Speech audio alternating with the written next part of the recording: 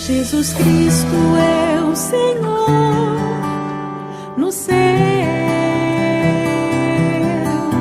na terra e debaixo da terra. Entonces, los últimos 2 sábados estamos estudiando acerca de los apóstoles. Comenzamos con la primera pareja, que era Pedro y su hermano Andrés. Hace 8 días hablamos un poco de Juan y Jacob. Entonces hoy nos correspondería hablar de los 2 siguientes, que sería Felipe y Bartolomé. Entonces, para hablar un poco de Felipe y Bartolomé, vamos a ir al Evangelio de Juan. Como decíamos, los primeros 4 llegan a ser el círculo tal vez más íntimo de Jesús. Llegan a ser aquellos de los cuales las Escrituras tal vez da más detalles de su vida. Y poco se habla de los siguientes, pero lo poco que se habla vamos a meditarlo, amén. Entonces vamos a ir al Evangelio de Juan, capítulo 1, desde el verso 43, para ver un poco el llamamiento de Felipe y de Bartolomé. Dice Juan 1, verso 43. El pasaje anterior de Juan viene narrando pues la conversión de Juan, Andrés, el llamamiento de Pedro. Inmediatamente se nos muestra que de los primeros discípulos que el Señor tiene, se va a encontrar Felipe y se va a encontrar Bartolomé, que es el mismo Natanael. Entonces dice ahí: el siguiente día quiso Jesús ir a Galilea y halló a Felipe y le dijo: sígueme. Entonces, a diferencia de los otros apóstoles, Felipe es alguien que el Señor llama. Si ustedes recuerdan que Juan y Andrés, ellos están buscando al Señor porque Juan el Bautista ha predicado, y fruto de la predicación, ellos son dirigidos a preguntarle a Jesús que dónde moraba. Ellos son dirigidos a preguntarle a Jesús dónde se estaba hospedando, y se quedaron con él esa noche. Pero Felipe es diferente. Es muy posible que Felipe también hubiera sido, si no discípulo de Juan el Bautista, sí una persona que ya estaba buscando. Se dice en la Escritura que él era, más adelante lo dice ahí, que él era de la misma ciudad de Pedro y de Andrés, de Juan y de Andrés. Era de Betsaida, que era una tierra donde la mayoría eran pescadores. Entonces es posible que Felipe fuera amigo de Andrés, de Juan, de Pedro y de Jacobo, y también es posible que estuviera en esta región porque estaba escuchando el mensaje de Juan. Ahora dice el pasaje ahí en el verso 43: al siguiente día quiso Jesús ir a Galilea y halló a Felipe y le dijo: sígueme. En este pasaje vemos que la intención inicial fue de Jesús. Hay veces que los hombres buscan al Señor, hay veces que el Señor busca a los hombres. Hay personas como Juan y Andrés que ellos están buscando. Hay personas que son buscadas, ¿sí? Pero aunque la ecuación sea diferente, en última siempre Dios es el que nos está buscando, aunque nosotros también le estemos buscando, ¿no? Entonces el Señor llama a Felipe. La palabra no nos muestra cuál fue la respuesta de Felipe, pero es claro que Felipe fue obediente. No se nos dice, pero ahí en el pasaje siguiente ya vemos a Felipe predicándolo. Dice ahí en el 45: Felipe halló a Natanael y le dijo, el 44 dice: y Felipe era de Betsaida, la ciudad de Andrés y Pedro. Felipe halló a Natanael y le dijo: hemos hallado a quien escribió Moisés en la ley, así como los profetas, a Jesús, el hijo de José de Nazaret. Entonces, aunque no sabemos mucho del pasado de Felipe, como decíamos, no sabemos si realmente era un discípulo de Juan como lo era Andrés y como lo era Juan, sí sabemos primeramente por lo que él comienza a anunciar, que era una persona que como judío era una persona que conocía las Escrituras, que estaba en busca del Mesías según las Escrituras, y que al ver al Jesús y en el llamamiento que Jesús le hace a él, él tiene convicción y certeza de que Jesús era aquel que anunciaba Moisés y los profetas. Esa frase Moisés y los profetas era una frase común para referirse al Antiguo Testamento, como cuando nosotros decimos la Biblia. Cuando nosotros decimos la Biblia nos estamos refiriendo a los 66 libros, Antiguo y Nuevo Testamento. Cuando los judíos usan el término, o Jesús usa el término los profetas y la ley, es un término que se usaba para referirse a los escritos sagrados del Antiguo Testamento. ¿Esto qué nos muestra? Que, y esto es bien importante decirlo, hermanos, vamos hoy a ver la vida de dos verdaderos israelitas, dos verdaderos judíos que estaban a la expectativa del cumplimiento de la ley y los profetas. Cuando nosotros decimos que, como lo dice el Evangelio de Juan, que a los suyos vino y los suyos no le recibieron, esa frase no le recibieron es una frase genérica. En general el pueblo no le recibió, pero sí hubo judíos que tenían la expectativa de la ley, la expectativa de los profetas, que creyeron en Cristo y le siguieron, ¿sí? No fueron la mayoría, no fue la nación como tal, pero sí hubo personas como Felipe, como Natanael, como vamos a leer hoy, que al ver a Jesús, vieron en Jesús el cumplimiento de las Escrituras. Porque como claramente nosotros lo hemos enseñado y se muestra en las Escrituras, la manifestación de Jesús como el Mesías no fue una manifestación sin base. Había todo un aparato profético en el Antiguo Testamento que anunciaba y preparaba el camino para que las personas conocieran el tiempo y la persona de la manifestación del Señor Jesucristo, así como lo dice Segunda de Pedro. Entonces ellos entendieron que era el tiempo, y no solo que era el tiempo, sino que aquel que comenzaron a seguir era aquel que anunciaba Moisés y los profetas. Y eso es muy importante verlo en la vida de Felipe. Felipe era un judío que conocía las Escrituras, que era piadoso y que tenía la expectativa de el cumplimiento profético acerca del Mesías anunciado en las Escrituras. Ahora mire lo que dice Romanos capítulo 3 en el verso 1. Porque en ese sentido dice Pablo que los judíos nos aventajaban a nosotros. Y en ese sentido es claro que el Señor llama a sus apóstoles y escoge entre sus apóstoles solo judíos. Por varias cosas, pero principalmente ellos tenían un privilegio como nación. Era el pueblo del pacto, era el pueblo de las promesas, era el pueblo de la simiente y era el pueblo que habría de darle al mundo al Mesías Salvador. Entonces ellos como nación fueron escogidos no para ser una nación exclusiva, sino para que por medio de ellos viniera la luz del mundo, viniera el Salvador, viniera el Hijo de David, viniera aquel que iba a bendecir las naciones, hijo de Abraham. Y dice Pablo, por ejemplo, en este pasaje, Romanos 3, verso 1, ¿qué ventaja tiene el judío? ¿O de qué aprovecha la circuncisión? Dice Pablo, mucho, en todas maneras. Primero que, ellos tenían como judíos muchas ventajas, pero Pablo va a nombrar una acá. Primero, ¿cuál es la primera ventaja que ve Pablo? Dice, ciertamente, esto es algo cierto.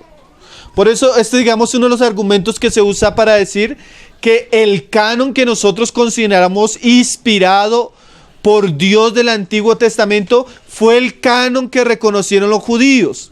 Y usted nunca va a reconocer en el canon de los judíos los libros apócrifos que añadieron los católicos. ¿Y por qué decimos que eso es un desvío histórico? Porque los judíos, a quienes se les confió las Escrituras, ellos nunca consideraron esos libros inspirados. A ellos se les confió las Escrituras. Y dice ahí, ciertamente que les ha sido confiada la palabra de Dios. Entonces Felipe representa ese judío verdadero, ese judío que está esperando lo que Dios ha dicho que debía cumplirse en las Escrituras. Ese judío que está en la expectativa, tanto que cuando él conoce a Jesús, lo primero que él le dice a Natanael: hemos encontrado de aquel que habla Moisés y los profetas, ¿sí? Un hombre de la palabra, un judío con expectativa mesiánica y que ve en Cristo el cumplimiento de eso. Podríamos decir en los mismos términos de Romanos 9, verso 6, un verdadero israelita. Porque como Pablo lo va a explicar, no era judío realmente el que era judío en la carne, ¿sí? Y eso es interesante como lo explica Pablo. Porque a veces nosotros pensamos que los judíos, los israelitas rechazaron al Señor. Pero Pablo llega a decir que los que rechazaron al Señor verdaderamente no eran israelitas. Los verdaderos israelitas son los que creyeron en el Señor. Entonces podríamos decir, como dice el hermano Hernández Líar López en su comentario al libro de Hebreos: nosotros somos el verdadero pueblo de Dios, los que hemos creído. Con todos que creyeron cuando Cristo vino también, fueran judíos o fueran griegos. El cristianismo no es la abolición del judaísmo, es el cumplimiento de la ley y los profetas. Y eso es bien importante decirlo, porque nuestra fe cristiana tiene profundas raíces judías. Fue a ellos al que se dieron las promesas, fue a ellos a los que se les dio la escritura, pero muchos de ellos no respondieron verdaderamente al llamado y al privilegio que ellos tuvieron. Felipe sí. Y dice ahí: no que la palabra de Dios haya fallado. No, o sea, el problema no estuvo en la palabra de Dios, ni en las promesas.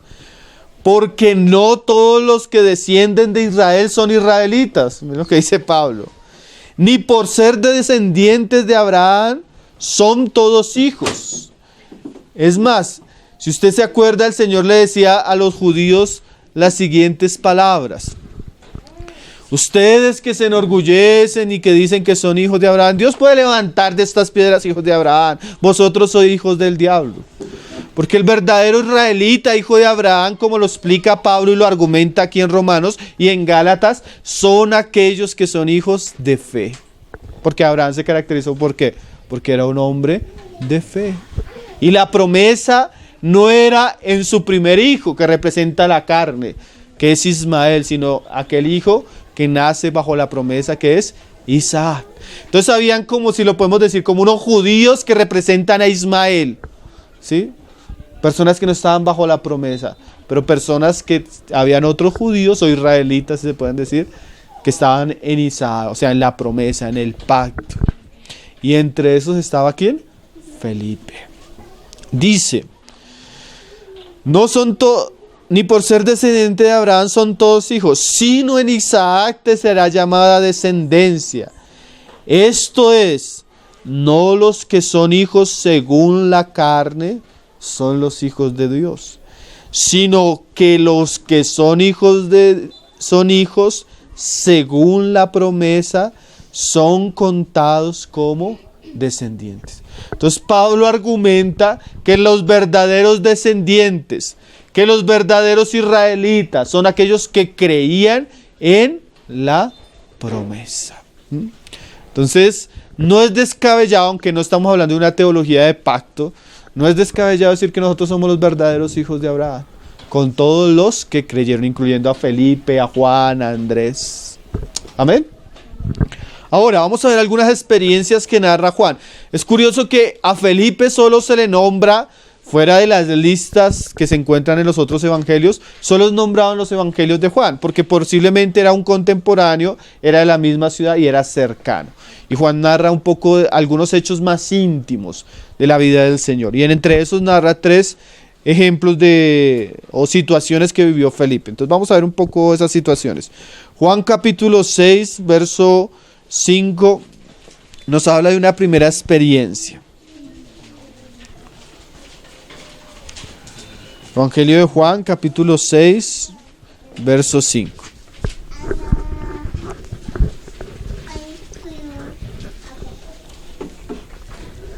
¿Cuál es la experiencia? La multiplicación de los panes, ¿sí? Dice ahí en el verso 5. Cuando Jesús Cuando alzó Jesús los ojos y vio que había venido a él gran multitud, dijo a Felipe. Es interesante que se refiere a Felipe, ¿no? Pudo haberle dicho a otros, pero preciso habló con Felipe. ¿De dónde compraremos pan para que coman estos? Esa es una buena pregunta, ¿no? Dice en el 7 que Felipe le respondió, 200 denarios de pan no bastarían para que cada uno de ellos tomase un poco. Entonces algunos han dicho que Felipe era el contador del grupo. Es aquella persona analítica que analiza todo, pone todo en cifras, pone todo en cálculos naturales. No, si hay tantas personas necesitamos tanto pan y ni siquiera con tanto dinero va a alcanzar, ¿sí? Lo interesante es que el verso 8 nos dice ahí, el verso 6, que esto decía ¿para qué? Para probarle. O sea, como que el Señor de alguna manera usó esta situación para destaparnos el corazón de Felipe, para mostrarnos un poco cómo era Felipe, para que conociéramos algo de Felipe. Y es interesante que Felipe es una persona que tiene fe, que es obediente porque él sigue al Señor, él cree en el Señor, es una persona que conoce las Escrituras, pero en un momento de prueba, en un momento de circunstancias adversas para lo natural, Felipe entra en un conflicto, ¿no? Necesitamos tanto y tanto, ¿y cómo vamos a hacer para tantos? ¿Qué vamos a hacer? Comienza Felipe a echar cuentas, saca la calculadora y comienza a decir, no somos tantos, el pan está tanto, y comienza a poner cifras, ¿sí? Felipe es esa persona analítica, Felipe es esa persona que naturalmente ella quiere solucionar las cosas, pero en su cálculo se da cuenta que muchas veces las circunstancias a las que Dios nos lleva son circunstancias que superan lo natural, ¿no? Y yo pienso que el Señor está enseñándole a Felipe y también nos está enseñando a nosotros. Que si hemos conocido realmente al Mesías, al Salvador, las cosas ya no se pueden calcular de la misma manera que se calculaban antes. Sí, a veces nosotros hacíamos esas cuentas para nuestras vidas. Tanto mes, yo gano tanto, reparto tanto, gasto tanto. Y como que a veces al Señor no le gusta esas cifras en nosotros. Y como que a veces nos lleva a circunstancias para probarnos, para enseñarnos que Él es poderoso y que Él hace mucho más de lo que nosotros hacemos en nuestros cálculos. Para enseñarnos que Él tiene cuidado de las cosas. Porque a veces Él nos pregunta y como que nos deja un tiempo ahí como echando cuentas. No, pero no, hermano, ¿y esto? Y uno echa cuentas, no, eso no, de esto no. Y el Señor ya tiene todo solucionado, pero está dejando que nuestro corazón se destape un poco, ¿no? A veces Dios tiene todo listo, pero a veces Él deja que nosotros naturalmente tratemos de solucionar las cosas, ¿no? A veces es interesante que Dios nos lleva a situaciones así. Recuerdo una vez cuando nosotros fuimos hace algunos años a construir el apartamento. Entonces nosotros hicimos cuentas, y unas cuentas ahí, no, sí podemos. Cuando comenzamos el proyecto, las cuentas no eran ni un poco de lo que es. Y donde nosotros hubiéramos sabido cuánto realmente iba a costar, nunca lo hubiéramos hecho. Pero en la medida que las cosas se iban dando, el Señor iba proveyendo. Y así es el Señor, ¿no? Pero a veces nos quiere sacar un poco de esos cálculos naturales para que seamos personas que aprendamos a creer, hermanos. A no creer en lo que podemos nosotros planear, a no creer en lo que nosotros podemos calcular, sino a creer que el Señor es poderoso para hacer mucho más de lo que nosotros imaginamos y deseamos, ¿no? Entonces el Señor es poderoso. Solo que Felipe era el contador del grupo, el analítico.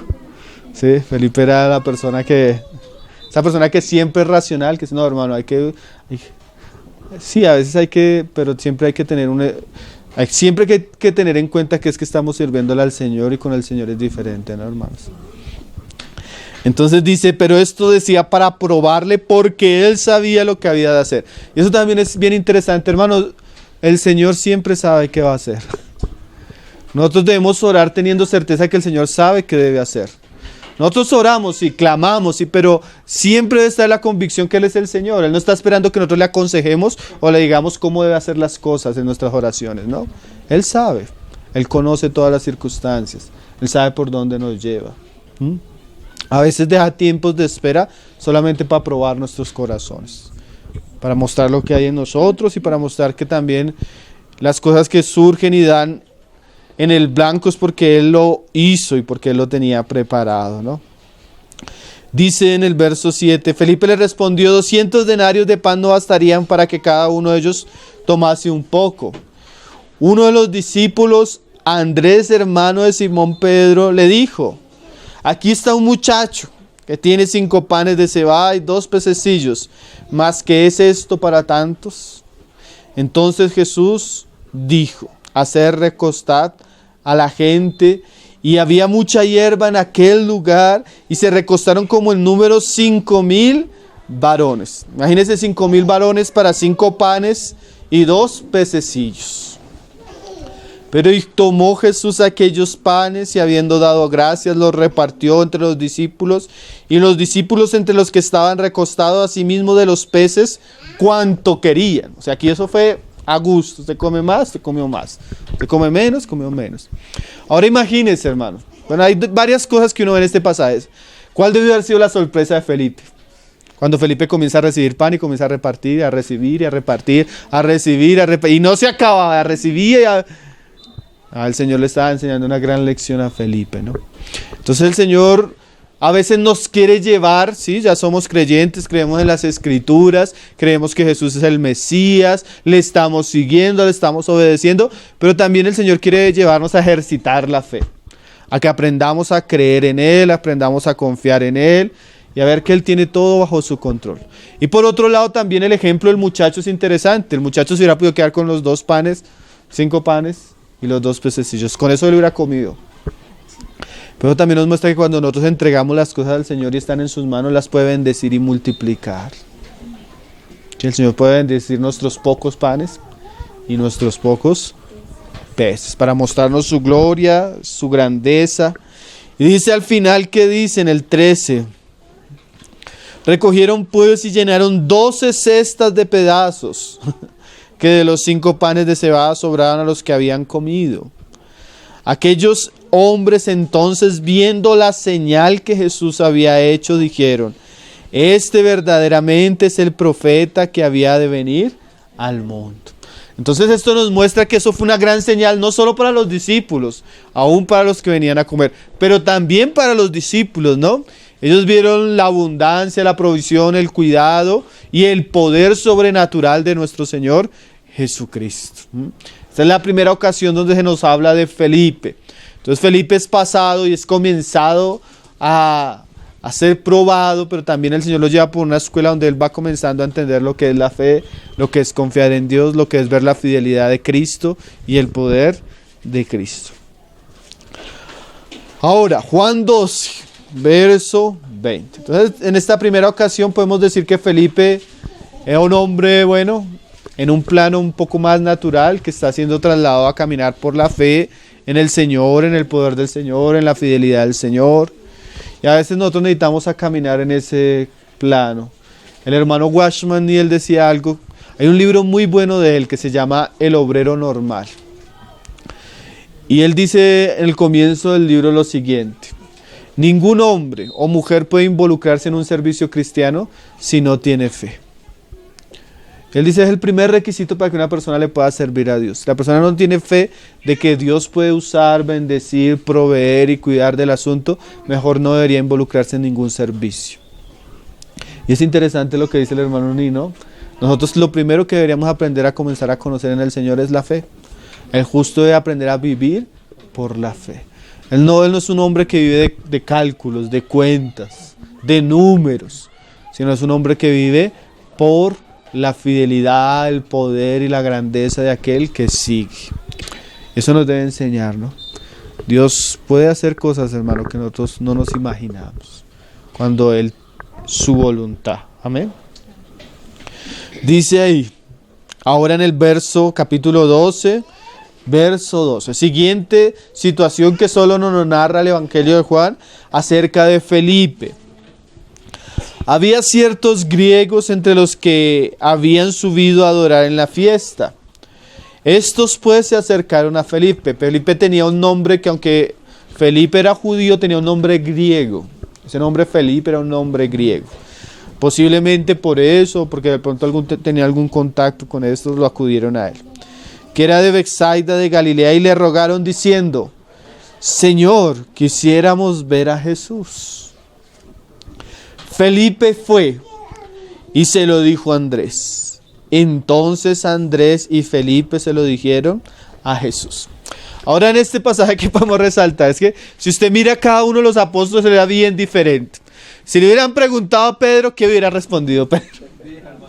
Yo no sé qué hubiera respondido Pedro, porque Pedro era muy explosivo. Pedro hubiera tomado la decisión por el Señor.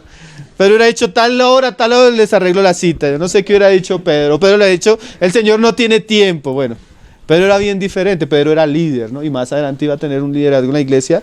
Y se necesita cierto carácter para aquellos que van a liderar. Como eso, a veces se necesita personas que decidan. Pero también en la iglesia, como entre los apóstoles, hay personas que tienen otro carácter. Y eso se ve en Felipe. Felipe no era una persona que tomaba liderazgo, hermano. Y hay personas en la iglesia que son líderes, pero hay personas que por su carácter son personas que no van solas, sino tienen el carácter para someterse a otras y para tener compañerismo. Y eso es una cualidad bonita, que la Biblia habla que algunos deberíamos tener. Imagínense todos líderes como Pedro. Eso se vuelve un pleito tremendo, ¿no? De haber personas que van adelante, de haber personas que van atrás y que tienen la capacidad de ir atrás sin sentirse frustradas, ¿sí? Que tienen la capacidad de acompañar a otros sin sentirse menospreciados. Que tienen la capacidad de someterse a otros sin sentirse humillados. Porque eso no es malo, es parte del andamiaje que tiene que tener un ambiente como es el ambiente que ellos iban a tener como apóstoles, o como es el ambiente que ellos iban a tener, o que nosotros llamamos a tener como iglesia. Porque imagínense Pedro en Pentecostés lleno del Espíritu, queriendo parar a dar testimonio, y Felipe diciéndole, no, me toca a mí hablar. ¿Sí? No se podía, había uno que tenía que hablar y los otros tenían que estar al lado de él. Entonces esa cualidad de Felipe es muy interesante, hermano. Él viene, él tiene una situación, pero él no decide solo. Él acude a otro que era primero que él, porque si usted mira el primer seguidor del Señor con Juan fue Andrés. Y aparecía siempre Andrés primero que Felipe en la lista de los apóstoles. Entonces, Felipe ve el asunto y dice, oiga, Señor, ¿qué hago? Lo primero que hace es, se lo cuenta a Andrés. Es un aspecto de sujeción, es un aspecto de compañerismo que nosotros podemos aprender de Felipe. Ahora, el asunto no es que nos sometemos a fulano porque es fulano, sino nos sometemos a fulano para someternos todos juntos a Cristo. Que eso es lo que enseña Primera de Pedro. Primera de Pedro le está hablando a los ancianos y le dice a los jóvenes, ¿sujetados a qué? A los ancianos. Pero no queda ahí solamente. Y sumisos los unos a los otros. O sea, Felipe se sometió a Andrés y juntos se sometieron a Cristo. Entonces uno ve ahí cómo debería ser el ambiente de la iglesia. Nos sometemos los unos a los otros para someternos juntos a Cristo. Pero hay un ambiente de sujeción. Hay algo que se enseña hoy en día, yo les he hablado un poco de eso. Hay unos grupos que llaman hoy en día iglesias orgánicas, otros se llaman iglesias en las casas. Y estos grupos tienen unos extremos bien extraños y peligrosos para la vida cristiana. Y uno de esos excesos que ellos tienen, ellos dicen es que ahora todos somos sacerdotes. Entonces en medio del pueblo de Dios no hay autoridades. Claro, es como una reacción al autoritarismo que se encuentra en las denominaciones. Entonces por un lado se enseñorean tanto que otros se van al extremo de que no queremos tener a nadie sobre nosotros. Pero uno se da cuenta, hermanos, en la vida cristiana Dios siempre pone personas sobre nosotros. Dios pone siempre personas a las cuales debemos someternos. En la iglesia, en la familia, en el trabajo, en todo lugar. Y debemos aprender a ¿qué? Como hacían en Brasil los hermanos, debemos aprender a someternos. ¿Sí? Debemos aprender a preguntar a otros, a consultar a otros. ¿Sí? Eso es un aspecto que uno ve interesante en Felipe. Felipe fue a Andrés y dice ahí, y se lo dijo a Andrés. Entonces Andrés fue sabio y Felipe se lo dijeron a Jesús. Él se sometió al otro hermano, tuvo comunión con el otro hermano, pero ambos se sometieron a Cristo, que es el verdadero orden, porque la verdadera autoridad en la casa de Dios es Cristo. Entonces en Felipe pues vemos cosas como a veces muy naturales, pero también vemos aspectos del carácter de Cristo y cosas que se deberían formar en nosotros. Ahí Jesús le responde que no es el tiempo todavía para revelarse a los griegos. Todavía él necesitaba ¿qué? Morir. Juan 14, verso 8. Justamente estamos haciendo como una mirada a aquellos pasajes que nos hablan un poco del carácter de Felipe. Usted se da cuenta que tanto ahí en Juan 14 como en el pasaje de los panes, Felipe y Andrés están juntos. Ellos llegarían a cumplir un ministerio apostólico junto por las regiones que llegarían a ser lo que hoy es Rusia. Ellos caminaron juntos en su ministerio apostólico después de la resurrección del Señor Jesús. Posiblemente eran de la misma ciudad. Eran de la misma ciudad. Juan 14, 8 dice, Jesús está en su discurso profundo que comienza en el capítulo 11 y se abarca varios capítulos del Evangelio de Juan, el último día antes de ser entregado con sus discípulos, y en medio de ese momento solemne de gloria, de revelación, Felipe hace una pregunta. Nosotros a veces hemos hablado de esa pregunta, ¿no? Juan 14, verso 8, dice, Felipe le dijo, Señor, muéstranos el Padre y nos basta.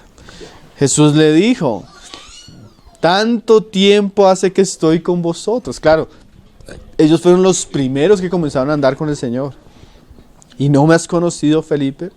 El que me ha visto a mí, ha visto al Padre. ¿Cómo pues dices tú, muéstranos al Padre, el Padre? Es interesante, hermanos, porque a veces nosotros solo criticamos como si fuera un asunto de incredulidad. Pero ellos tenían, porque Felipe era un hombre de las Escrituras, ¿no? Y ellos tenían muchos ejemplos en el Antiguo Testamento de historias donde Dios se había aparecido, teofanías, ¿no? Moisés, Abraham, Jacob, varios de ellos tuvieron experiencias donde el ángel de Jehová se manifestaba a ellos, ¿sí? Y Felipe, de alguna manera Jesús está diciendo unas cosas tremendas. Entonces Felipe ya dice, bueno, pues que estamos en un punto donde ya realmente esto es una gloria tremenda, muéstranos ahora al Padre. O sea, a veces lo vemos como malo, pero puede ser algo que Felipe quería ver lo que ellos vieron antiguamente. Ahora la respuesta de Jesús nos muestra que el corazón de Felipe no tuvo claridad en algunas cosas. Porque si ellos vieron cosas gloriosas, de alguna manera, como decimos, eran teofanías, o sea, apariciones de Dios en visión. Pero ellos estaban viendo al propio Dios hecho carne en la persona del Hijo, ¿sí? Y a veces eso es algo tan tremendo porque a veces ellos habían escuchado tantas cosas, pero querían escuchar más. Eso es tremendo, hermano. Ellos habían visto muchos milagros que no hicieron ni Moisés, ni Elías, ni ninguno de los profetas. Pero ellos querían ver más, olvidando lo que ya habían visto, ¿no? Felipe es como es el corazón del creyente que, Señor, yo quiero que me hables. Pero ¿será que es que Dios no le ha hablado muchas veces? Señor, yo quiero que me muestres tu poder. Pero ¿será que es que Dios no se lo ha mostrado? O sea, llevas tanto tiempo conociendo al Señor, Felipe, y deseas más pruebas. Y a veces nosotros somos así, hermano. Nosotros no somos muy diferentes a Felipe. Hemos visto tanto la mano del Señor que uno va en el camino, Dios le ha hablado, le ha enseñado, le ha dado certeza y uno dice, Señor, háblame. Y qué sinvergüenza, Dios ha venido hablándole por años y todavía dice, Dios, háblame. Yo, hermano, yo quiero oír audiblemente al Señor, que el Señor me hable. ¿Será que el Señor no le ha hablado, hermano? Hermano, yo quiero ver el poder. ¿Será que usted no ha visto el poder y la mano del Señor en su vida? A veces nosotros no somos cristianos de un año, a veces somos cristianos de 5 años, de 10 años. Algunos aquí ya tendrán 15 años en el Evangelio, otros 20 años. Y aún así, ¿tú quieres que te muestre, Felipe? Cosas, ¿no? Mira la respuesta de Jesús. Jesús le dijo, tanto tiempo hace que estoy con vosotros y no me has conocido, Felipe. El que me ha visto a mí, ha visto al Padre. ¿Cómo pues dices tú, muéstranos el Padre? O sea que Jesús nos está hablando aquí de una de las doctrinas que es la unidad de Dios, del ser de Dios. ¿Qué quiere decir eso? Dios es uno, pero se manifiesta en tres personas distintas, mas cada una de ellas manifiesta de una manera plena la divinidad. O sea, el que ha visto a Jesús en su gloria, ha visto la gloria del Padre también. Es más, Jesús es el resplandor de la gloria del Padre. Tanto que el que ha visto a Cristo, como lo vieron ellos, han visto la gloria y la imagen del Dios invisible en la persona del Hijo. Entonces Jesús como que le pregunta a Felipe: oiga, Felipe, ¿tanto tiempo y tú no has entendido esto? Yo creo que los que tenían duda en ese momento dijeron: uy, sí, realmente hemos visto al Padre. Eso fue una lección para todos, tanto que Juan comienza su evangelio así: Él es la imagen del Dios invisible. O sea, el que ha visto a Él, ha visto al Dios invisible, refiriéndose a Cristo. Entonces Felipe, en un momento tal vez de expectativa, no sé, de emoción religiosa, de anhelo por ver algo más, estaba desconociendo lo que ya Dios le había mostrado y le había enseñado constantemente en la vida y en el ministerio de Jesús. El Señor nos guarde de eso, hermanos, que a veces deseamos ver más, desconociendo todo lo que el Señor ya nos ha mostrado, desconociendo todo lo que Él ya nos ha hablado, desconociendo lo que Él ya nos ha revelado, sin negar que Dios tiene todavía cosas mucho más preciosas y profundas para mostrarnos. Solo que hay veces que hay preguntas que demuestran que tal vez no hemos entendido las cosas como debemos haberlas entendido. A veces, hermano, estos hombres eran hombres como nosotros, ¿no? Los defectos, las caídas que vemos en ellos, las vemos en nosotros. El Señor nos ayude, porque tal vez nosotros llevamos tiempo y todavía no hemos entendido de qué se trata el asunto. Ahora, vamos a ver un poco el llamamiento de Natanael. Volvamos allá al capítulo 1 de Juan.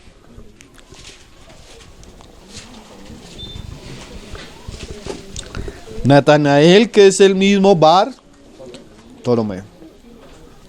Ahora, Natanael es el nombre personal que nos habla el Evangelio de Juan. Y Bartolomé era el seudónimo que se usaba comúnmente, que significaba hijo de fulano, ¿sí? En este caso era hijo de Toima, algo así, de Tolmai se llamaba, el padre de Bartolomé. Eso significa significa hijo de Ptolomé, Tomai, el nombre del padre. En los evangelios nos hablan del nombre de él como Bartolomé y el evangelio de Juan nos habla como Natanael. Esa es la conclusión a la que llegan la mayoría de comentaristas bíblicos sobre el nombre de Bartolomé, que es Natanael. Entonces dice ahí en el 1:45: Felipe halló a Natanael y le dijo. Esa palabra halló quiere decir que como que lo estaba buscando, como que se lo encontró. Lo interesante era que eran amigos, eran personas que eran conocidas, eran personas que tenían una historia, un pasado. Ahora, como les decía, tanto Felipe como Natanael representan a los verdaderos judíos, a los verdaderos israelitas. Y como decíamos, el verdadero creyente, como lo llegó a ser Felipe, es una persona que está dando testimonio de con quién se ha encontrado. Y dice, y le dijo: hemos hallado a aquel de quien escribió Moisés en la ley, así como los profetas, a Jesús, el hijo de José de Nazaret. Ahora, ¿cuál es la primera impresión de Natanael? Natanael le dijo: ¿de Nazaret puede salir algo bueno? Entonces la primera impresión de Natanael fue escepticismo. Ahora, no fue un escepticismo relacionado con quién era Jesús, porque él no le conocía, sino era de Nazaret, o sea, de esa ciudad puede salir algo bueno. Y algunos comentaristas dicen que hay dos asuntos que pueden estar relacionados al escepticismo de Natanael. El primero es que Nazaret era una ciudad que no era conocida, no era una ciudad importante en la época, ¿sí? Nosotros tenemos que en el Antiguo Testamento no se habla de Nazaret. En el Talmud no se habla de Nazaret. Los libros, por ejemplo, de Flavio Josefo, históricos de la época, no se habla de Nazaret. Es más, en los libros escritos por gentiles de la época, no se habla de Nazaret. O sea que era una ciudad sumamente pequeña y desconocida. Primer argumento, por eso dice Natanael, yo conozco las escrituras, en el Antiguo Testamento no hay nada de Nazaret. Sí. Segundo argumento que se dice constantemente, ellos vivían en Galilea, especialmente Felipe, y ellos tenían una rivalidad cultural con las personas de Nazaret, ¿sí?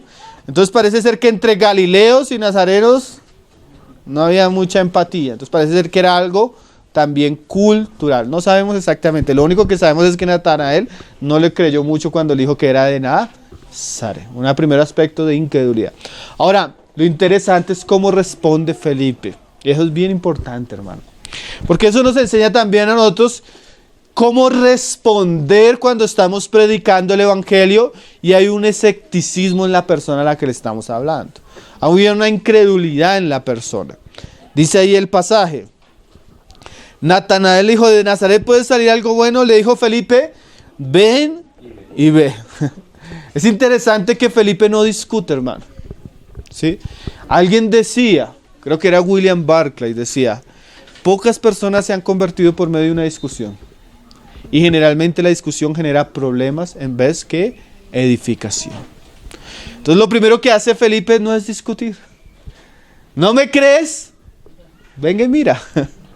Venga y mira que allá le van a responder todas las preguntas.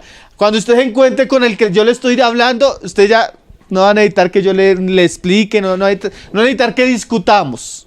¿Sí? Yo en estos días hablaba con una persona y la persona me dice, yo no puedo creer, y eso comenzó a dar una cantidad de argumentos contra Dios. Entonces yo le decía, cuando usted le conozca todos los argumentos se van a desaparecer. Búsquele. Cuando usted le conozca todo eso que usted está en su corazón, le va a ser quitado. Mire lo que dice, no pierda ese pasaje, hermano. Mire lo que dice 2 de Timoteo 2, verso 23. Ahora, con esto no estamos diciendo que nosotros no debamos presentar defensa de nuestra fe. Eso sería otro extremo, quedarnos callados y ser irresponsable ante la responsabilidad que nosotros tenemos de predicar. Solo que nuestra predicación debe hacerse con un espíritu, hermano. La presentación de defensa de nuestra fe debe hacerse con un espíritu que sea de acuerdo al evangelio que nosotros predicamos, ¿no? Pablo dice acá, Pablo que tuvo muchas experiencias, hermano. Pablo dice que él entraba en algunas sinagogas y duraba 3 meses persuadiendo a los judíos. Y dice que discutiendo, pero ahora Pablo nos va a mostrar qué es ese tipo de discusión que es genuina y qué tipo de discusión no es genuina. Dice ahí, 2 de Timoteo 2:23, pero desecha las cuestiones necias e insensatas, sabiendo que engendran contiendas. O sea, hay discusiones que son necias e insensatas. Yo a veces he visto, ¿verdad?, que hay cristianos que se envuelven en unas discusiones que, hermano, no tiene sentido ni de aquí para allá. Pablo habla, por ejemplo, los que hacen discusiones en cuanto a la ley, ¿sí? O en cuanto a genealogías. ¿Sabes? Esos cristianos que hoy en día eso es muy común, especialmente en el ambiente de los judaizantes. Que nosotros venimos de tal tribu y que tal tribu tiene tal apellido y tal apellido llegó a tal lugar y de tal lugar se cambiaron los nombres pero quedaron con este apellido y esos apellidos llegaron para allá y el otro dice no, eso no es así, tal apellido es no sé qué y venimos discutiendo ¿por qué? Genealogías, hermano. Hermano, ¿eso qué la Biblia lo llama? Eso le llama necio. Eso se llama necedad. Hay discusiones que son genuinas en el sentido que tienen que ver con la verdad. Pero a veces los cristianos ni siquiera discuten por la verdad. ¿Se han visto esos cristianos que están discutiendo y duran 2 horas discutiendo en un asunto que no tiene nada que ver con la verdad? Yo he llegado a lugares donde literalmente, hermano, tengo una pregunta. La luna no sé cuál significa no sé qué, que no sé qué, que no sé qué. Y le digo, hermano, tengo una respuesta, pregúnteme algo que hable la Biblia, claramente. Porque hay cosas que la Biblia no habla, hermano. Hay cosas que quedan en el plano de la superstición o en el plano de la... Se me fue la palabra en este momento. Cuando usted comienza a hablar algo que no tiene certeza bíblica. ¿sí? En el plano de la especulación. ¿Usted ha escuchado eso? A veces estos predicadores que duran 2 horas hablando en el plano de la especulación y no en el plano de la Biblia. Hay cosas que la Biblia habla claramente, doctrinalmente, son fundamentos de nuestra fe. Pero hay cosas que no hay ni para qué discutir, hermano. ¿Me hago entender? Si usted cree que Plutón es rosado, azul, anaranjado, si me hago entender, hay discusiones que los hermanos entran que uno dice y duran tiempo. Yo he conocido, hermano, hasta iglesias que el alimento de la palabra para los hermanos es solo eso, especulaciones, constelaciones, no sé qué, y se van, y se van, y se van, y se fueron y perdieron a Cristo. Hay cosas que la Biblia nos llama a no meternos, hermano. Como hay cosas que la Biblia nos llama a conocer, a profundizar, a entender y a enseñar. Como decía C.S. Lewis, nosotros somos bíblicos cuando hablamos lo que la Biblia dice. Y también somos bíblicos cuando dejamos de hablar donde la Biblia deja de hablar. Entonces, el Señor nos ayude, hermano, porque ese plano a veces es muy tentador. Un hermano decía, conocían un joven, un hermano que tenía un ministerio hasta la palabra, pero se comenzó a meter por ahí, abrió un canal en YouTube.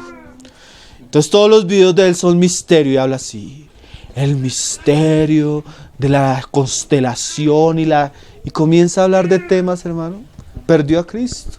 Después ya comenzó a darse cuenta que no era tan importante reunirse, el evangelio, y quedó envuelto. Y yo sé que hay temas que están en la palabra, pero quedó envuelto en ciertos asuntos que, hermano, se perdió el muchacho. Y el canal es así todo misterioso. Y eso hay gente tratando esos temas hasta que no son cristianos. Pero se pierden en eso. Entonces hay cosas que son cosas para discutir, otras cosas que no. Hay que centrarnos en Cristo, hermano. Hay que centrarnos en la palabra. Y hay otras cosas ni para qué discutir, hermano. Cuestiones necias, dice la Biblia, e insensatas, sabiendo que engendran, ¿qué? Contiendas. Porque el siervo del Señor no debe ser contencioso. ¿Qué da a entender? El siervo del Señor no debe ser un pleitero. No debe ser una persona que se agarra doctrinalmente con todo el mundo.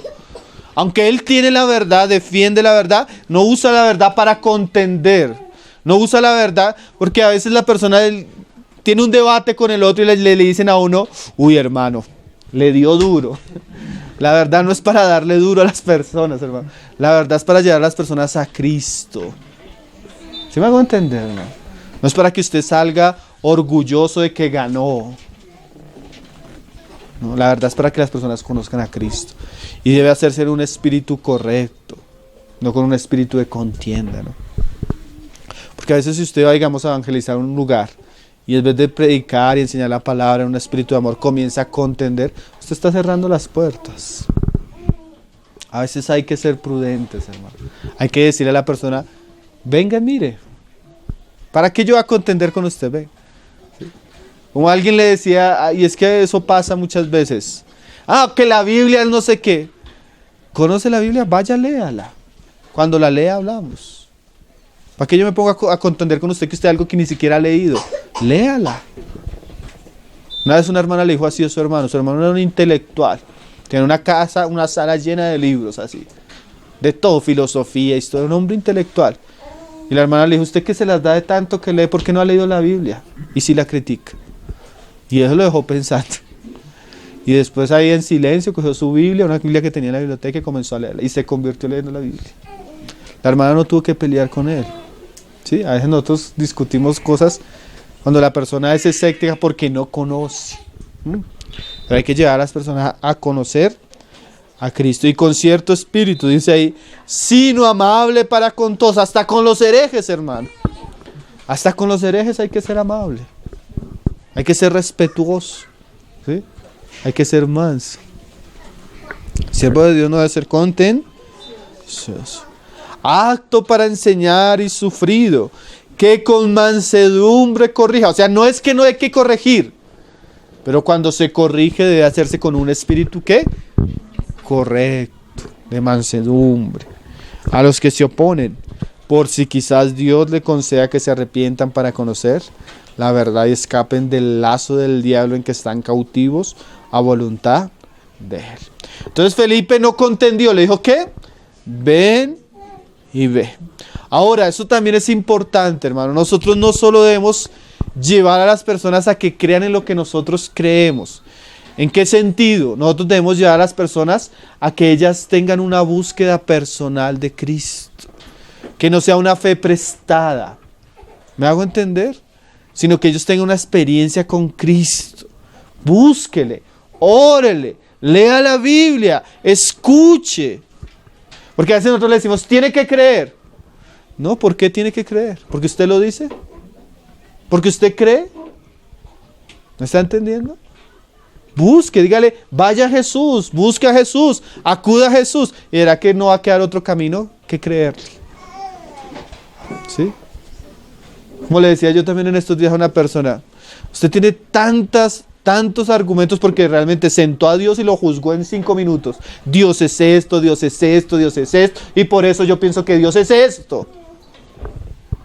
Y le dije, si usted le busca y usted le conoce, usted lo único que va a tener es deseos de amarle.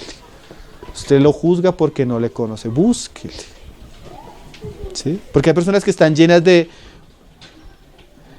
incredulidad, llenas de falsas nociones de Dios, heridas con la religión, heridas con el cristianismo, heridas con muchas cosas. Yo le decía, usted puede estar ofendido, ofendida con los pastores, con las iglesias, porque en nuestros días tal vez estamos experimentando el peor cristianismo de la historia de la humanidad. Pero usted nunca, si usted conoce a Cristo y a Dios y a su palabra, usted nunca se va a ofender con Él, porque es que Él es tan diferente a nosotros. Él es tan puro, Él es tan santo, Él es tan verdadero, que si usted le conoce, usted no va a quedar otro camino de amarle a Él y de amar a uno de esos cristianos apóstatas después también. ¿Sí? Pero nosotros debemos llevar a las personas a buscar, a estimularlas a que busquen. Ustedes han visto, hoy se hizo conocido mucho la vida de Levi Strobel por la película El caso de Cristo. Pero cuando usted lee los libros de él, su esposa le dijo, pues, si usted quiere destruir mi fe, es fácil. Si usted niega la resurrección de Cristo, usted acaba con el cristianismo. Investigue. ¿Y él qué hizo? Investigó. ¿Y qué pasó? Se encontró que era verdad y se convirtió. Y así hay muchos casos. Josh McDowell, que ha escrito uno de los libros de apologética más conocidos en nuestra generación, evidencia que exige un veredicto. En la universidad lo mismo le dijeron unos cristianos. Si usted es tan sabio y tan entendido, muéstranos la evidencia de que la resurrección de Cristo no existió.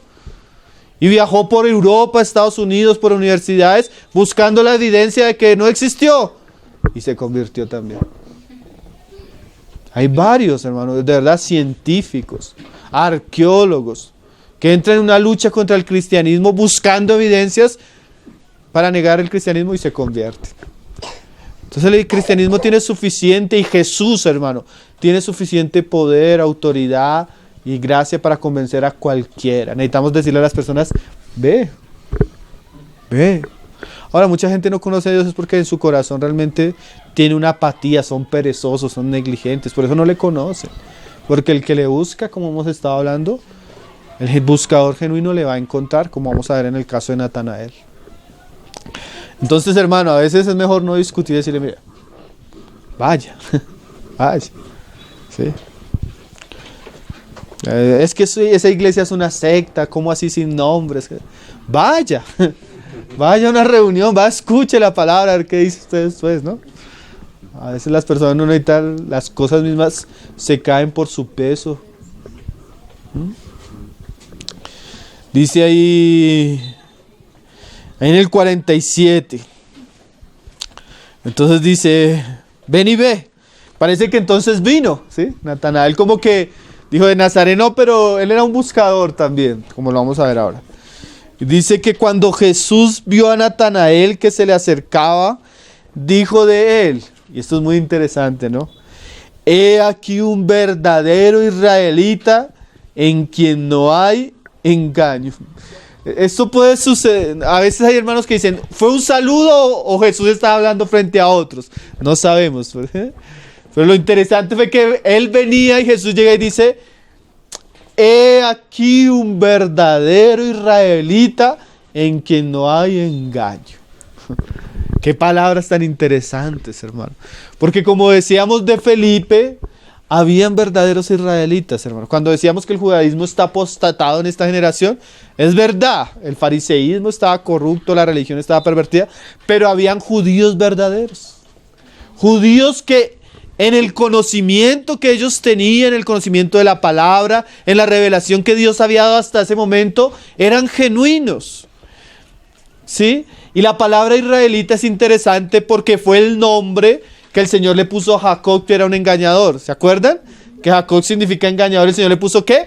Israel. Le cambió el nombre porque había una transformación en Jacob. Ya no era engañador, sino era un hombre que era un príncipe de paz. Ahora el Señor le dice a Natanael, cuando él viene, este es un verdadero israelita.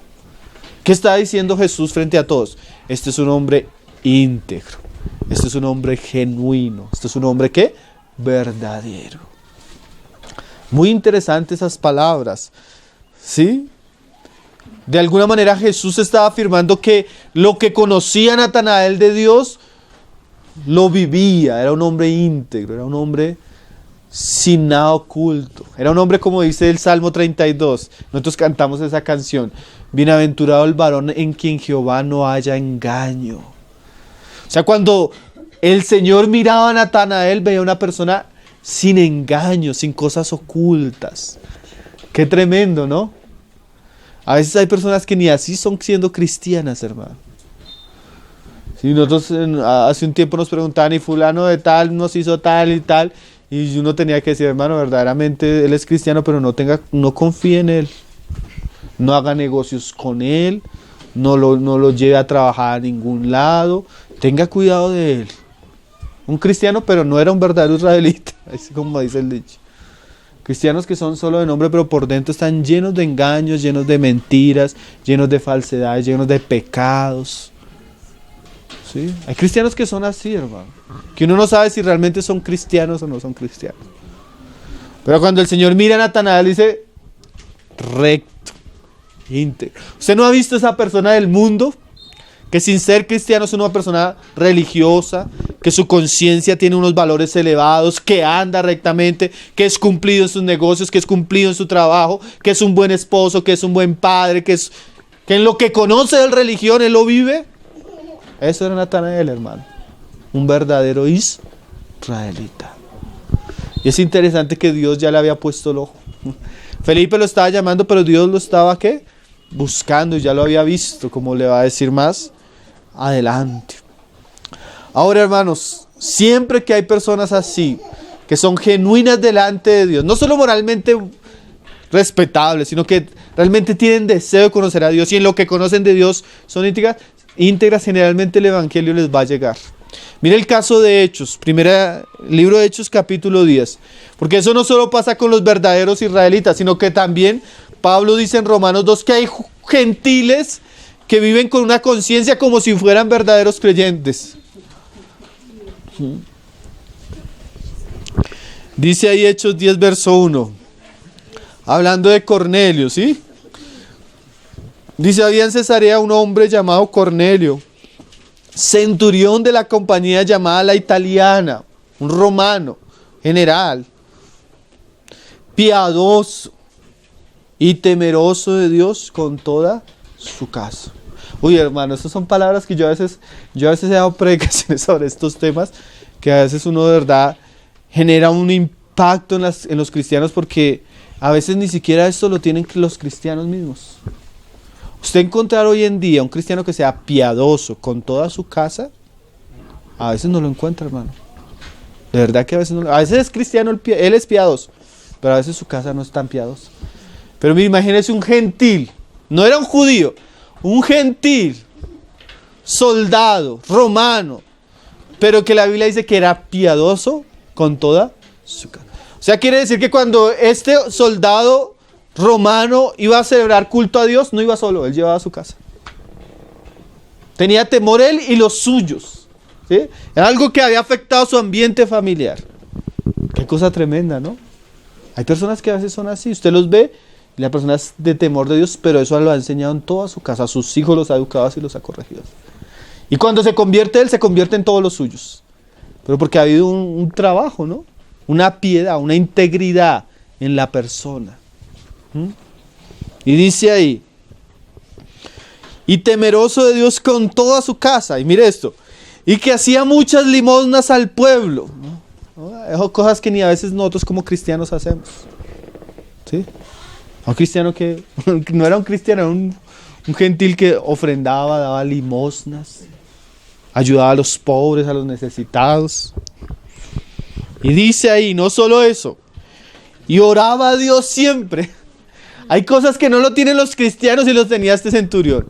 Un hombre de oración, un hombre que daba de lo que tenía y un hombre que afectó a su casa con la piedad. ¿Qué cosas? Hay personas que cuando uno lee, digamos, la vida de John Wesley, uno ve que la conversión de John Wesley fue bien, ya cuando era adulto. Pero él tenía una vida de piedad desde niño, hermano. Su mamá le enseñó a leer la palabra, su mamá le enseñó a memorizar, su mamá le enseñó a ayunar, su mamá le enseñó a servir a los pobres. Y él hacía todo eso sin ser cristiano. Pues claro, cuando él se convierte en cristiano, todo eso estalla y da un montón de fruto, porque era una persona piadosa. Para él ayunar, orar, servir, predicar, no era difícil porque toda su vida lo había vivido. Porque tenía una mamá que era, ¿qué? Piadosa, Susana Wesley. ¿Sí? A veces hay familias que son así, interesante, ¿no? Se dice de esta familia, hermanos, que después de José, María, Abraham, ninguna familia ha beneficiado tanto al mundo como la familia Wesley. Se dice de esta familia que cuando el papá no podía estar en el culto familiar, los cultos que precedía a Susana Wesley eran tan gloriosos que toda la gente del barrio los frecuentaba. Imagínense. Y la que predicaba era una mujer, pero eran cultos familiares tan gloriosos que eso trajo impacto. ¿Sí? Y John Wesley todavía no era creyente, pero aprendió la piedad porque tenía personas que eran así. Cornelio era algo así, hermano, ¿no? Ese tipo de personas que son escasas, ¿no? A veces hasta en el cristianismo. Y no se había encontrado con el evangelio todavía. Dice ahí, y oraba a Dios siempre. Vio claramente en una visión como a la hora 9 del día que un ángel de Dios entraba donde él estaba y le decía, Cornelio. Él mirándole fijamente y atemorizado dijo, ¿qué es, Señor? Y mira lo que le va a decir el ángel a Cornelio. Y él le dijo, tus oraciones y tus limosnas han subido para memoria delante de Dios. ¿Qué pasaje, hermano? Yo este pasaje, ¿saben qué? Yo cuando leí este pasaje, yo dije, si usted quiere destruir un calvinista con la depravación total, como ellos las ponen, léales este pasaje. Un hombre sin el evangelio, sin la gracia. Y mira cómo seguía a Dios, hermano. Y dice ahí la palabra, ¿qué? Sus oraciones y sus limosnas habían subido al cielo. Yo no sé cómo explicar este pasaje, hermanos. Este pasaje destruye la teología de muchos, hermanos. Como un hombre sin Cristo, sin el Espíritu Santo, vive esta realidad, hermano. Y a veces como hombres con el Espíritu Santo, con la salvación, no viven esto. Esto destruye nuestra teología y es un juicio a nuestra experiencia muchas veces, hermano. Este hombre oraba siempre y sus oraciones, ¿qué? Eran oídas, hermano. Y también eso es importante, usted sepa que sus oraciones son oídas. Si usted ora y usted no cree que sus oraciones no son oídas, mejor no ore.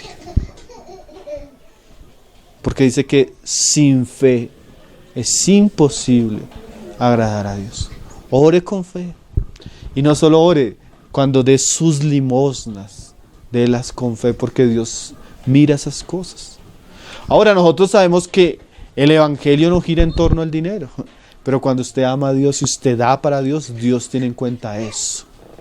Yo, hermano, yo no soy profeta de la prosperidad, Dios me libre de esa blasfemia, pero también yo pienso que muchos no recibimos bendiciones de Dios porque no honramos a Dios en esos aspectos tan simples como dar.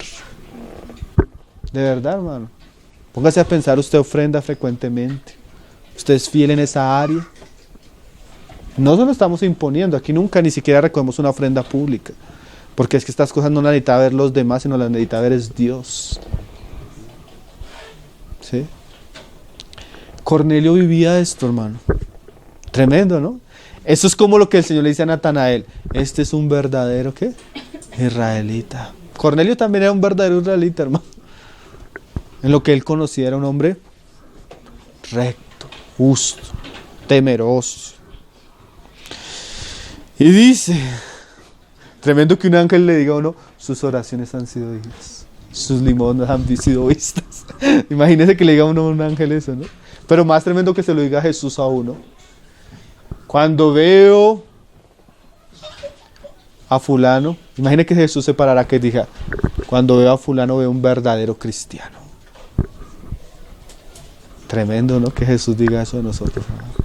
Un hombre, una mujer íntegra, un joven íntegro. ¿Qué diría el Señor de nosotros, hermano? Si llegáramos y estuviera Jesús con sus apóstoles, diría, he aquí un qué, verdadero israelita. ¿Qué diría el Señor de nosotros? Qué cosas, ¿no? El Señor nos ayude. Mire, tanto era el testimonio de Cornelio que mire lo que dicen sus soldados. Hechos 10, verso 22. Ellos dijeron, respondiéndole a Pedro, Cornelio el centurión, varón justo y temeroso de Dios. Porque a veces uno se puede pensar así, pero ¿qué dicen las personas que están con uno? ¿Qué dicen sus empleados? ¿Sí? Los soldados eran los empleados del centurión. ¿Qué dicen las personas que están cerca? ¿Sí? Varón justo, delante. Y a veces nosotros creemos que las personas no nos están viendo. Estaba leyendo, no sé si cruzo el nombre, de pronto lo cruzo, en las biografías, la historia de John Patton. Y dice que él un día se fue al bosque y se puso a orar. Dice que él botaba su Biblia y se tiraba al suelo a clamar horas al Señor. Y dice que una muchacha un día que se fue de visita a la casa de los abuelos lo vio pasar y lo siguió. Y cuando lo vio como oraba, la muchacha quedó impactada. Entonces le hizo una broma porque él cerraba los ojos, le escondió la Biblia, él después no la encontraba. Pero después le dejó una nota. Algún día yo quiero tener una fe, ore por esta pecadora, porque algún día yo quiero tener la fe que usted expresa. Mira lo tremendo, hermano, uno no se da cuenta quién lo está mirando. Usted piensa que no, pero si usted es un hombre justo y recto, su esposa, sus hijos, las personas que están alrededor suyo, lo están observando. Tremendo. Esta joven quedó impactada tanto con el testimonio que después ella se convierte y llega a ser su esposa. ¿Sí? Usted no sabe quién lo está observando, hermano. También veía el testimonio de otro misionero que él estaba en la reunión y dice que llegaron a golpear el salón de reunión, entonces él bajó a abrir la puerta. Entonces creo que era el hermano Edward Wolford, me parece. Y se me fueron los nombres. Entonces había una jovencita en la reunión y apenas él salió, la jovencita dice que le entró una curiosidad por mirar la Biblia al muchacho. Y que apenas él bajó, ella cogió la Biblia y comenzó a leerla y vio la Biblia tachada de comienzo a fin, esa Biblia así, usada hasta no más. Y ya le puso la Biblia ahí, ni se hablaba ni se conocían. Y ella dijo delante del Señor, el día que tú me des un esposo, yo quiero que ese esposo tenga una Biblia así. ¿Sí? Ella quería un hombre piadoso. Usted no sabe quién lo está observando, hermano. ¿Quién está observando su Biblia? ¿Cómo está su Biblia? Hermano, cuando hay personas piadosas, eso se ve. Eso se ve, ¿no? Y dice, y que tiene buen testimonio en toda la nación de los judíos. Mire qué cosa, ¿no? O sea, no solo sus soldados, sino toda la nación de los judíos hablaba bien de Cornelio. Qué cosas, ¿no? Esos pasajes son muy... Ha recibido instrucción de un santo ángel. Bueno. Y dice Hechos 10:34. Ya Pedro, después de haber visto todo, dice: entonces Pedro, abriendo la boca, dijo: en verdad comprendo que Dios no hace acepción de personas, sino que en toda nación se agrada del que le teme y hace justicia. O sea, Dios se agrada de un Natanael, pero también se agrada de un ¿qué? Cornelio. Como dice el pasaje en el libro de Reyes, los ojos de Jehová recorren toda la tierra buscando quien tiene un corazón perfecto para con él.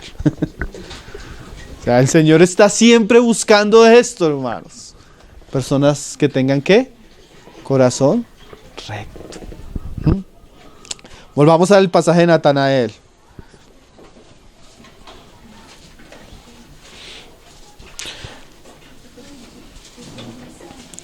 Dice entonces Juan 1:47. Cuando Jesús vio a Natanael que se le acercaba, dijo de él: he aquí un verdadero israelita, en quien no hay engaño. O sea, Natanael era una persona ¿qué? Íntegra, recta. No había engaño de él. Él era lo que él era. Dice, Pablo decía lo siguiente, ¿no, hermanos? No es judíos el que lo es externamente, sino el que lo es interior. No es el que se circuncidó la carne, es el que se circuncidó el corazón. Y eso fue lo que Jesús vio. Jesús no vio solo a alguien que practicaba ciertos rituales. Jesús estaba viendo el corazón de Natanael. Entonces le dijo Natanael, esto fue una pregunta como, ¿de dónde me conoces? O sea, ¿cómo vas a hablar tú de mí si no me conoces? Es la primera vez que nos vemos. Yo vengo a conocerte y tú me dices quién soy yo. ¿Cómo así? ¿Sí? Eso fue como extraño para él, ¿no? Respondió Jesús y le dijo: antes que Felipe te llamara cuando estabas debajo de la higuera, te vi. Ahora, ¿qué es eso, hermano? Eso es un poco difícil de explicar. Eso yo creo que solo lo entiende Natanael y el Señor que se lo dijo. Pero era una costumbre de los judíos piadosos irse aparte a orar, a meditar y a leer las Escrituras. Y Samuel Pérez Millos, comentando este pasaje, él dice que en esta época las higueras estaban floreciendo. Entonces eran un lugar de sombra y cómodo para que el judío devoto fuera a buscar a Dios en oración, meditación y lectura de la palabra. Entonces, de alguna manera, yo no me imagino que estaba orando Natanael, yo no sé qué. Yo me imagino a Natanael por allá diciendo: Señor, tú prometiste por Moisés y por las Escrituras que habría de venir el Salvador, Señor. Yo quiero conocerle. Yo quiero tal vez ser un verdadero israelita, justo, santo. Ahí no me imagino que oró Natanael. Ahí ya estamos en un plano de la especulación. No vamos a avanzar mucho. Pero piense usted algo que era muy del corazón de Natanael, que cuando Jesús se lo dijo, lo impactó. Este me conoce. ¿Sí? Este me conoce. Usted no ha tenido la experiencia de pronto que usted ora algo muy en su corazón, muy en secreto, y el Señor se lo concede tan claro que usted dice: el Señor conoció eso que yo estaba pensando. Yo me acuerdo hace años, una vez estaba bueno, hace hartos años, y yo tenía un pantalón bien bonito, un pantalón beige bien bonito, y lo metieron a lavar y se lo destiñeron, lo dañaron. Yo dije: mi pantalón. Y dije en mi corazón: ay, Señor, si tú me regalas un pantalón igual a ese. Pero no se lo dije a nadie, fue un pensamiento así bien. Y al otro día se acercó mi hermana mayor, y me dijo: oiga, tengo un pantalón que le compré a mi esposo y no le queda. ¿Usted lo quiere? Le dije: pues bueno, tráigame. Cuando me lo trajo era igualitico, hermano, al que yo sentí como si el Señor me hubiera respondido ese anhelo del corazón que solo Él conocía. ¿Qué fue lo que sorprendió a Natanael? La omnisciencia de Dios en Cristo. O sea, Jesús lo conocía. Él venía a conocerlo, pero Jesús ya le conocía, hermano. Nosotros venimos a buscar al Señor, pero lo tremendo es que ya el Señor nos conocía. Tanto que el apóstol Pablo llega a decir: me apartó desde el vientre. Pablo veía la soberanía de Dios y el cuidado de Dios a través de sus circunstancias. Aún de sus peores circunstancias ya el Señor lo conocía. Así habla el Señor también para Jeremías: te aparté desde el vientre y te dice ¿qué? Profeta. Nosotros venimos a conocer al Señor, pero lo tremendo es que el Señor nos conoce. Eso es algo bueno y también a veces eso es algo malo si nosotros no somos Natanaeles, hermano. Si usted es mentiroso y si usted engaña, usted tiene que saber que el Señor lo conoce, hermano. Y ese conocimiento debería llevarlo a usted a limpiarse, a confesarse, a buscarle genuinamente, porque cuando usted está debajo de su higuera, hermano, cuando usted está en su cuarto y nadie lo está viendo, Dios lo está viendo, hermano. Cuando usted está pensando cosas, aunque nadie lo esté viendo, Dios lo está viendo, hermano. Cuando nadie lo ve, usted lo está viendo. Bien decían algunos hermanos, cuando usted peca, peca en el rostro de Dios porque Dios lo está viendo. Pero también cuando usted ora, usted está orando frente al rostro de Dios porque Dios lo está viendo, lo está oyendo. Rostro es simbólico, no que hace una imagen de... ¿no? Quiere decir que Dios está en todo lugar, momento, situación. Entonces dice ahí, después de lo que le dice Jesús a él, en el verso 49, respondió Natanael y le dijo: Rabí, tú eres el Hijo de Dios, tú eres el Rey de Israel. O sea, como que eso que le dijo a él le reveló que quien estaba delante de él no era cualquiera, aunque viniera de Nazaret, sino era que el Rey de Israel y el Hijo de Dios. Samuel Pérez Millos dice, comentando este pasaje: no cabe duda que el Señor no rehusó aceptar los títulos que él le había dicho. Sin duda Jesús era el Hijo de Dios y sin duda también era el Rey de Israel. La fe vacilante del hombre quedó afirmada por la dimensión de la persona divina humana de Jesucristo. No era un hombre importante ni tan siquiera un profeta como los demás. Era Dios hecho carne, la manifestación gloriosa y esperada de Israel. Era la fuente de bendición dada para todas las naciones y anunciada desde Abraham. Pues imagínense lo que conoció Natanael. ¿Quién era Jesús? El Hijo de Dios y el Rey de los judíos. Ahora, eso es tremendo, hermano, pero más tremendo como le responde el Señor. Miren lo que le responde el Señor a él. Respondió Jesús y le dijo: porque te dije, te vi debajo de la higuera, ¿crees? Cosas mayores que estas verás. O sea, esto que acabas de conocer de mí, mi omnisciencia, no se compara con lo que vas a ver. Cosas mayores que estas verás. ¿Refiriéndose a qué? A los milagros, las señales, las enseñanzas que ahora Natanael iba a comenzar a ver como discípulo de Jesús. Y no solo eso, sino mire esa frase: de aquí en adelante. O sea, aquí comienza Natanael, pero de aquí en adelante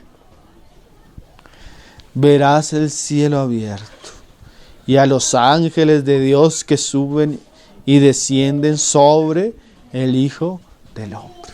Esta es una referencia claramente a la experiencia que tuvo Jacob. ¿Se acuerdan la experiencia que tuvo Jacob en Betel? Que él vio una escalera del cielo que descendía de Betel. Ahora, acuérdense, Jacob tiene que ver mucho con israelita, un verdadero israelita. Si Jacob tuvo tremenda experiencia en Betel, donde vio una visión, donde una escalera y ángeles que descendían, ahora Natanael va a ver la verdadera escalera o el verdadero mediador, que es Jesucristo.